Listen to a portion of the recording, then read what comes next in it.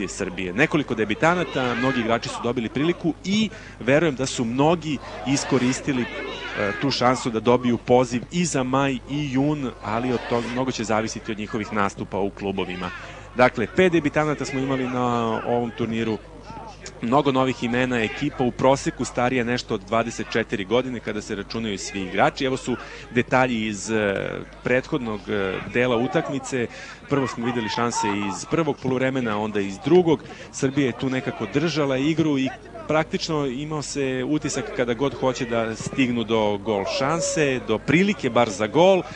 Ne bi trebalo zanemariti ni to da su Kiprani imali 2 ili 3 dobre prilike za pogodak. Ovo je bila najbolja kada je Nastasić izbacio loptu sa golini. Slede mečevi, što se tiče reprezentacije, prijateljski kraj maja i početak juna, novi selektor trebalo bi da bude izabran u aprilu. Na kraju Srbija 0, Kipar 0.